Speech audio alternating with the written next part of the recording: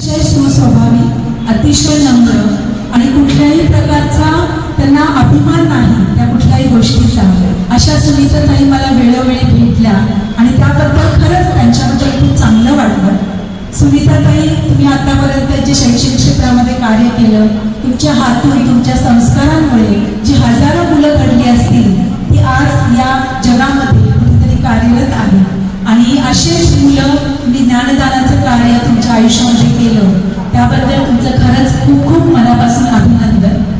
आणि रिटायरमेंट म्हटलं की थोडंसं एक टेन्शन पण असतं. आज एवढे 38 वर्ष आपण सुरुवात केलेली असते, आपलं एक रुटीन झालेलं असतं, आपल्या घड्याळाच्या काट्याप्रमाणे आपलं जीवन चालू असतं आणि अशा वेळेला अचानक आपल्याला तो शेवटचा दिवस आपल्या समोर येऊन उभा राहतो आणि नंतर प्रश्न पडतो की आपण आता काय करायचं.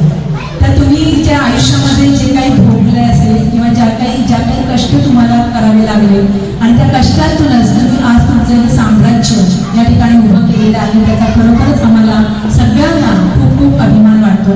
आणि म्हणूनच तुम्हाला तुमचं संपूर्ण जे आयुष्य आहे तर सगळ्यात महत्त्वाचं म्हणजे तुम्हाला आरोग्यतही जावं. आणि मला वाटतं तुम्हाला देवाची म्हणजे श्री गजानन महाराजांचं करण्याची सगळ्यांना तुमच्या बहिणींना जी आवड आहे आणि नक्कीच त्यातून तुम्हाला ती शक्ती मिळत राहू, ती प्रेरणा मिळत राहू आणि अशाच पद्धतीचं चांगलं अजून सोशल वर्क तुम्ही करावं. तुमचे जे काही छंद असतील ते छंद जे राहिलेले असतील, जे तुम्हाला जोपासता आले नाहीत ते छंद तुम्ही जोपासावे आणि तुम्हाला निरोगी आयुष्य लाभावं असं मी मनापासून आमच्या सुनीताताईंसाठी देवाकडे प्रार्थना करते. कर्मभूमीचा प्रवास आज पूर्ण झाला, ज्ञानदानाचा प्रवास आज पूर्ण झाला. कष्ट, निष्ठा आणि प्रामाणिकतेचा हा अध्याय आज संपलेला आहे. घामाच्या थेंबांनी उजळली होती प्रत्येक वाट, घामाच्या थेंबांनी उजळली होती प्रत्येक वाट, कर्तव्यपूर्तीची मिळाली एक सुंदर साथ. आता नको घड्याळाची टिकटिक आणि कामाचा ताण, आला आहे निवांतपणा करण्याचा विश्राम.